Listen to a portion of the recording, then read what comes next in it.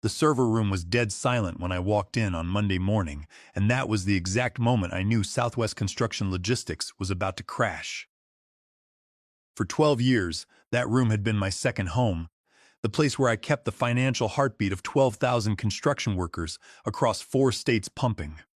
My name is Arthur Vance. I am 54 years old, and as the senior database architect, I run the payroll backend. If MySQL servers stop humming, 12,000 guys from Texas to Colorado don't get paid. And when a guy pouring concrete in 110-degree heat doesn't get paid, he doesn't just complain. He parks his bulldozer, walks off the job site, and the whole multi-million-dollar project grinds to a halt. But the new corporate suits didn't understand that. They thought payroll was just about plugging numbers into an Excel sheet. And Bradley Miller, our new VP of Operations, was about to learn a very expensive lesson. Let me tell you something about construction payroll. It is not like running numbers for a bunch of office workers sitting in air-conditioned cubicles. These guys are out there in the mud, in the freezing cold, and in the blazing sun. They climb 20 stories up on steel beams in high winds. They pour concrete in Phoenix when the thermometer hits 115 degrees. They work 14-hour shifts during emergency storm repairs when people need their power back. They deserve every single penny they earn, and they deserve to get it on time. The back-end system I maintain isn't some sleek, pretty cloud application you see in sales brochures. It is a beast built on legacy SQL databases, custom scripts, and 12 years of patches that I have applied with the precision of a master mechanic, keeping a vintage muscle car running. I know every query, every database trigger, and every potential failure point. When the prevailing wage regulations changed in Arizona last year, I rewrote the calculation engine in 3 days. When federal reporting requirements were updated, I built the compliance module from scratch while drinking black coffee and listening to classic rock at 3 in the morning.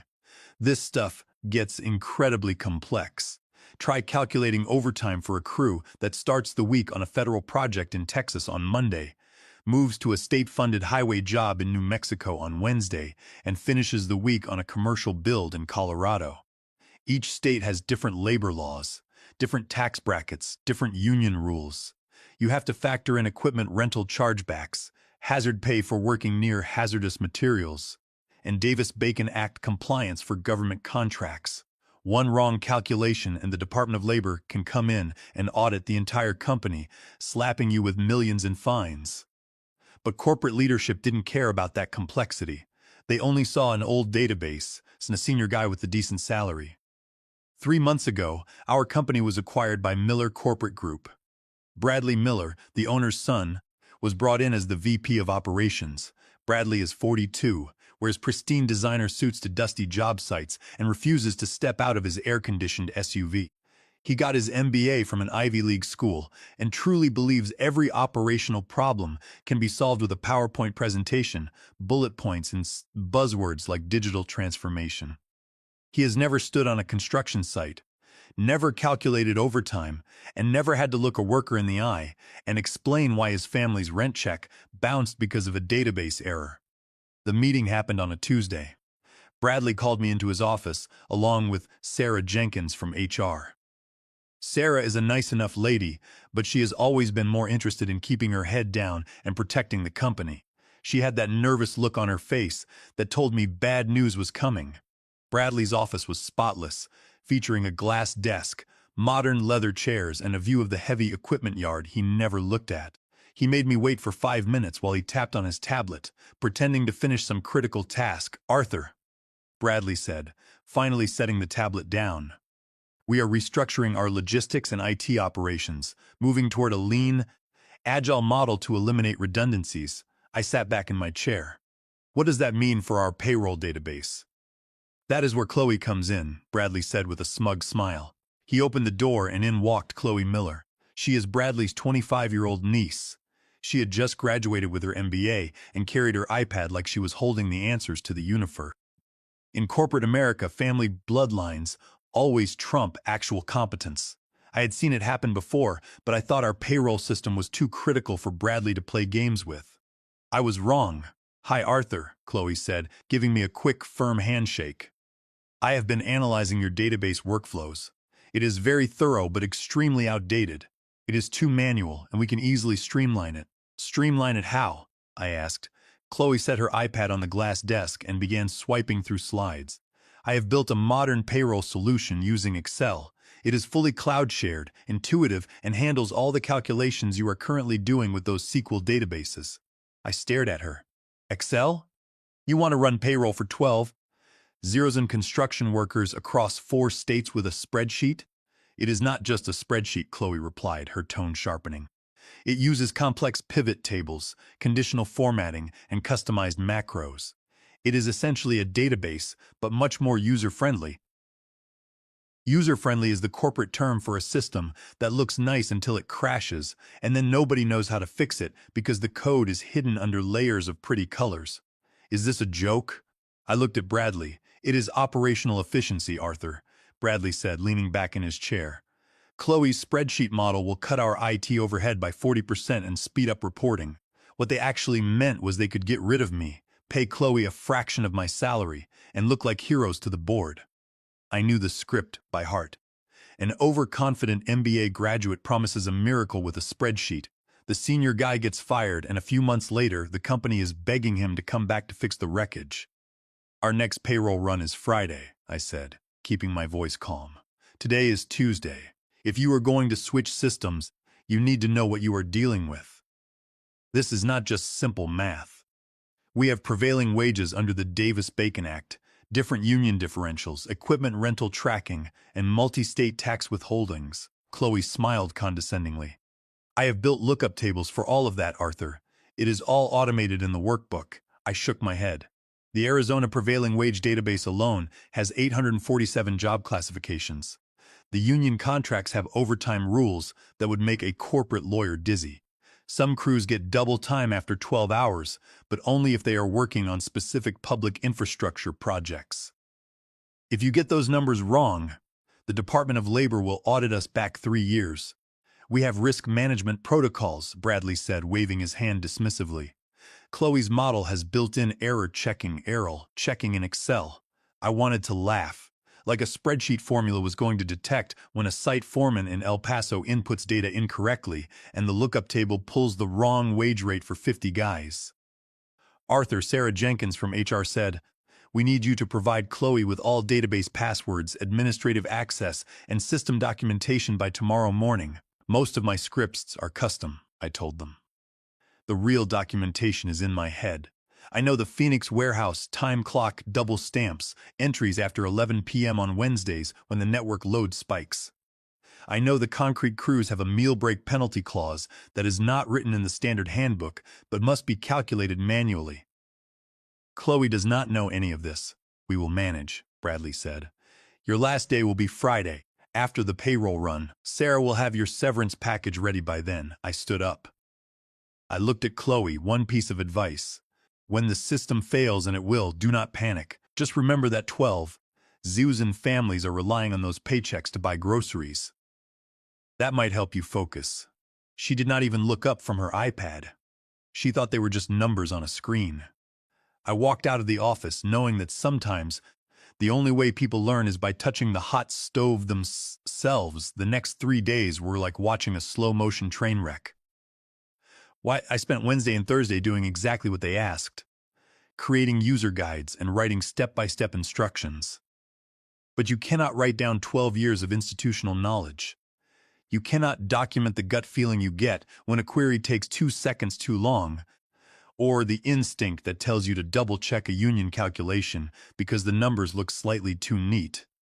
Chloe shadowed me during those 2 days, tapping on her iPad and asking questions that made me realize she had absolutely no grasp of what she was taking over. Why do you manually verify the Arizona wage classifications? She asked me on Wednesday morning as I ran through the pre-payroll checks. Because the state database has been corrupted since 2019, I explained. The official government feed displays the correct wage rates, but about 3% of the job classifications return incorrect county codes. If you do not catch it and override it in SQL, guys working in Phoenix get paid Tucson rates. That is about a $4 an hour difference. If they get underpaid, the union calls.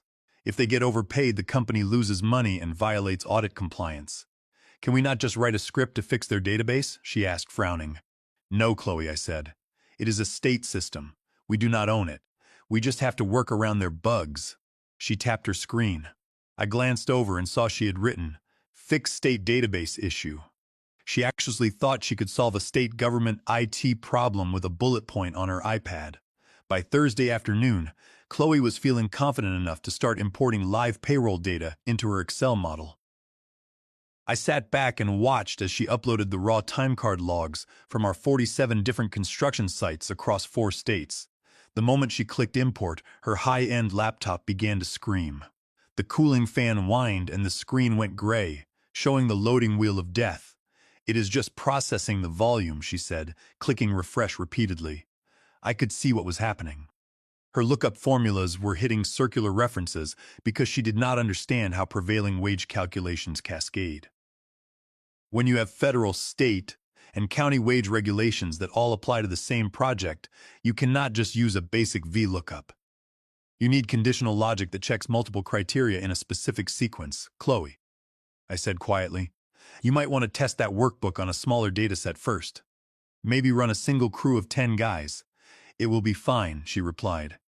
Though I could hear the first hints of panic creeping into her voice as her laptop memory usage spiked to 98% and the spreadsheet froze entirely. Friday morning arrived, and it was time for the official handoff. Chloe showed up early, caffeine-fueled, and trying to project the nervous confidence of a rookie driver before their first race. Ready to make history, she asked, setting her laptop at my workstation. I spent the morning packing my personal belongings into a cardboard box. My coffee mug that says World's Oakiest DBA, a framed photo of my vintage Harley, and a bottle of high-end bourbon I kept in the bottom drawer for emergencies. I looked at the bottle, then left it on the desk. Something told me they would need it much more than I would. The bank cutoff for our direct deposits is exactly 12 p.m. I reminded her as I taped up my box. If the file is not uploaded and approved by the bank by noon, 12,000 guys do not get paid until Monday. I know, Arthur, she said. Her eyes locked on her screen where Excel was grinding through data like a wood chipper trying to chew a telephone pole. I walked to the door, then stopped. Chloe, one last thing. When this spreadsheet goes sideways, and it will, do not try to fix it by running the import macro again. Each time you reprocess without clearing the staging tables, you will create duplicate entries in the system. Fix the database error first, then rerun. She was not listening. She was staring at a screen that was now displaying NA and value error codes in about 4,000 cells. Sarah Jenkins from HR met me at the lobby elevators. She led me to the security desk, where Dennis Gable, our head of building security, was waiting. Dennis is a solid guy, a 50-year-old ex-Marine who knows what it means to keep a secure perimeter. Sorry to see you go, Arthur, Dennis said, as he handed me my security badge release forms. This whole thing feels wrong. It is just corporate logistics, Dennis, I said, signing the paperwork. Bad logistics, but that is their problem now. I walked out to the parking lot, tossed my box into the passenger seat of my pickup truck, and drove away. I rolled the windows down, tuned the radio to a classic rock station playing Creedence, and took a deep breath. For the first time in 12 years, I did not have to worry about Friday payroll. I should have been angry about being replaced by a 25-year-old with a spreadsheet, but mostly I felt like a spectator watching a slow-motion demolition. My phone started buzzing at exactly 10:30 a.m. It was a text from Jason Ortiz, one of our IT support techs inside the building. Arthur, Chloe's spreadsheet is outputting crazy numbers. My overtime log says I worked -14 hours last week. 10 minutes later, a text came from Hector Ruiz, a project foreman down in El Paso. Arthur, my guys are looking at the digital employee portal. The pay stub preview says I am making $847 an hour as a concrete finisher.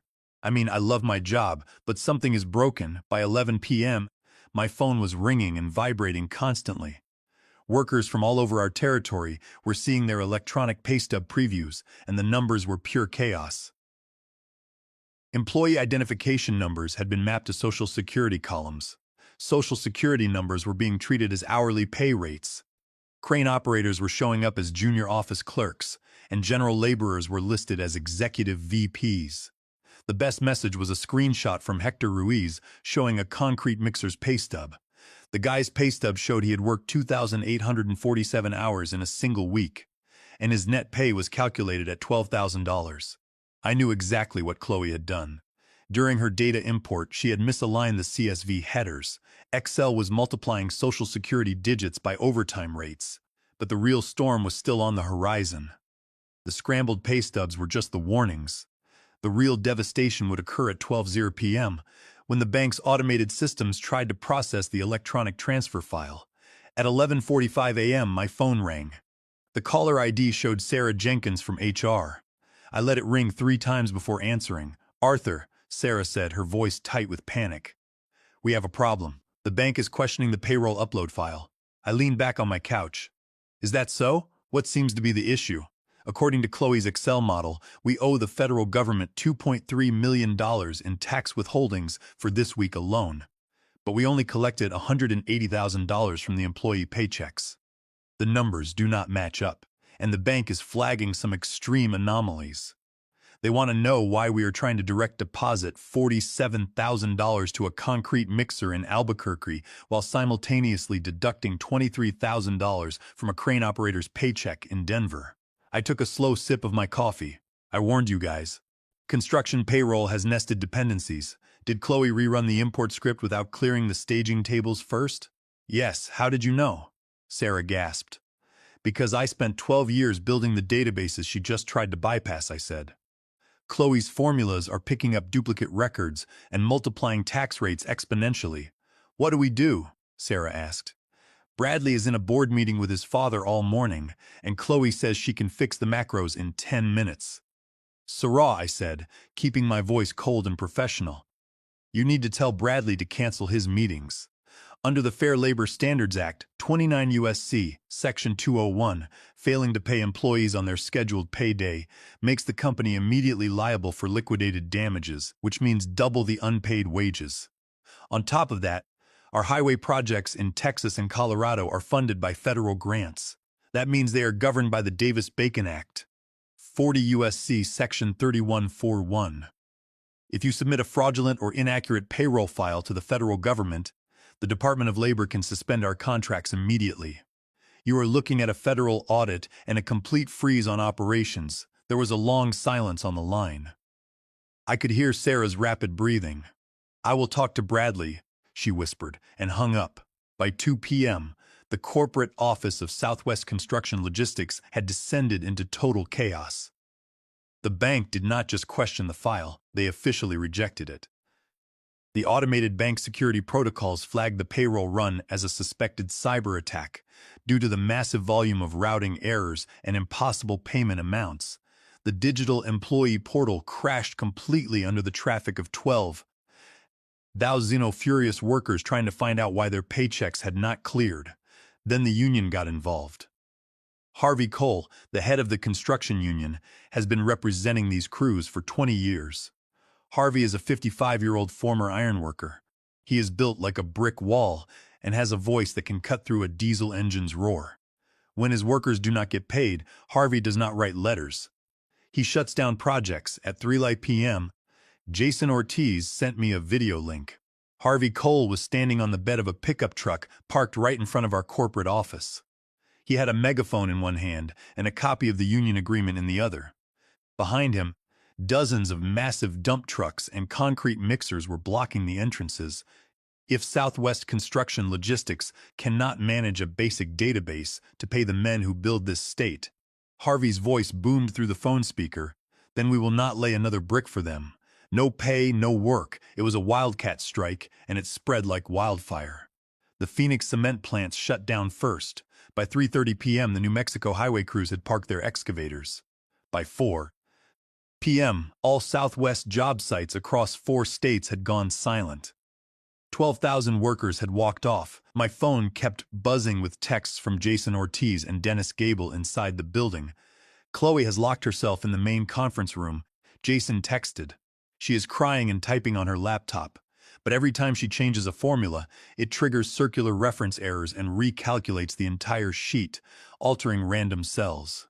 A few minutes later, Dennis Gable texted, Bradley Miller is in the IT room screaming at the network guys. He wanted them to restore a backup of the SQL database from Thursday morning. But IT told him that when Chloe tried to overwrite the tables, she bypassed the transaction logs and deleted the raw staging data. The SQL server has no records of this week's time cards. I had to laugh. Chloe had made the rookie mistake of deleting the raw staging files before confirming the bank upload. In her panic to rerun the spreadsheet, she had erased the only copy of the work hours for 12,000 men. I shut off my phone, went out to my garage, and spent the rest of the afternoon working on my Harley. Sometimes the best way to teach a lesson is to let the fire burn itself out. Tuesday morning, I was sitting on my porch, drinking coffee and watching the local news. The lead story was the ongoing payroll strike at Southwest Construction Logistics. They showed aerial footage of silent construction sites and idle excavators, followed by a clip of Bradley Miller looking sweatier than a man in a polyester suit should look. He was mumbling to a reporter about unforeseen technical glitches during a routine database optimization. My phone rang. The caller ID showed Bradley Miller. I took a slow sip of coffee, let it ring 5 times, and finally answered, "Morning." "Bradley," I said. "Saw you on the news." That was a nice spin about the database optimization. "Arthur." Bradley's voice sounded like he had been chewing broken glass. "We need to talk." "I am listening, Bradley. We have a situation. The state labor boards in Texas, New Mexico, and Arizona are launching formal investigations. The union is preparing a class action lawsuit for wage theft. The bank has frozen our primary operating accounts because the fraud detection system thinks we are money laundering. We are losing $1. $2 million a day with all job sites shut down." "Sounds like Chloe's spreadsheet is working wonders," I said. "Arthur, please," he said, the arrogance completely drained from his voice. "I need you to come back. Name your terms. We will hire you as a consultant." I was expecting this call. I had spent the weekend preparing my response, and I was not going to play nice. "Here are my terms, Bradley," I said. "First, I want a $15,000 signing bonus, cash up front, before I even log into the system. Second, my new contract will be double my previous salary." "Done," Bradley said instantly. "Third, I report directly to the CIO and the board of directors." "I am done reporting to operations. You will have zero authority over my database architecture." "Fine, whatever," Bradley muttered. "And fourth, I want a signed, public statement posted on the main landing page of our company website. It must state that the recent payroll crisis was entirely caused by the premature implementation of an inadequate spreadsheet system, and that the senior database architect was wrongfully terminated for opposing it." There was a long silence on the line. I could hear him grinding his teeth. "Arthur, that is humiliating," Bradley said. "It will ruin my reputation with the board." "That is the point, Bradley," I replied. "And in case you are thinking of saying no, you should know that I have already drafted a formal letter to the board of directors and your father, the chairman. It outlines your direct breach of fiduciary duty. It details how you overrode security protocols, bypassed transaction logs, and handed control of our core financial database to an unqualified relative, resulting in multi-state labor violations and millions in operational losses. If you do not sign my contract and post that statement by noon today, that letter goes to the board." "Your father might love you, Bradley, but the shareholders love their money more." Another long silence. I could hear his heavy breathing. "Okay," Bradley whispered. "The contract and the website statement will be ready when you arrive. Just fix the database." I drove to the office on Wednesday morning. The parking lot was still packed with union workers, but the moment they saw my truck, they started cheering and clapping. Harvey Cole walked over as I parked. "Arthur, tell me you are here to get my men paid," Harvey said. "Working on it, Harvey," I said, grabbing my toolbox. "Your guys will see their deposits by tomorrow morning." "What about our lost hours during the strike?" he asked, crossing his arms. "Double time for every hour lost," I said. "I already wrote it into the settlement agreement Bradley signed." Harvey smiled and slapped my back. "Good man, Arthur. Get to work." I walked into the building with my head held high. The server room felt like home. I sat down at my old terminal and began assessing the damage Chloe had left behind. It was an absolute graveyard. She had managed to lock the primary SQL database tables by forcing a circular import from her spreadsheet. She had corrupted the index files, and the database was registering 847,000 employees, all named error. The raw transaction logs for the entire week were gone, but what Chloe didn't know, because she never asked, was that 5 years ago I set up a secondary off-site backup system. It ran on an isolated physical server in our Phoenix warehouse, completely separate from the corporate network. It backed up the raw time card stamps every hour. I established a secure connection to the Phoenix server and began restoring the data. It took me 18 hours of continuous work. I rewrote the SQL queries, cleared the locked tables, and reconstructed the database structure. By 5 a.m. on Thursday, I had a clean, audited payroll file ready. I initiated the transmission to the bank. The verification took less than 2 minutes. The file cleared with 0 warnings. 12,000 construction workers would wake up to find their correct wages, plus their strike compensation, in their bank accounts. On Friday morning, I walked into Bradley's office. He looked like he had aged 10 years in the span of a single week. The designer suit he was so proud of was wrinkled. His tie was loose, and there were dark circles under his eyes. On his glass desk, the iPad lay face down, ignored. "It is done," I said, setting my coffee mug down on his desk. "Everyone has been paid correctly, including the overtime compensation for the strike days. The bank has cleared our operating accounts and lifted the fraud flags." "Thank you," Bradley said quietly, not looking at me. His voice was barely a whisper. He looked completely defeated, stripped of the corporate arrogance that he had carried just 3 days ago. "Where is Chloe?" I asked, looking around the empty office. "Reassigned to marketing research," Bradley said, rubbing his temples. "It turns out family connections only go so far when you cost the company $4.8 million in lost revenue, trigger a multi-state labor investigation, and nearly get us barred from federal contracts." My father was furious. I nodded. It was a predictable outcome.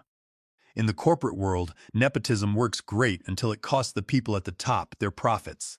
Once the bottom line is threatened, bloodlines quickly take a backseat to damage control. "And my new office?" I asked. Bradley gestured toward the corner office down the hall.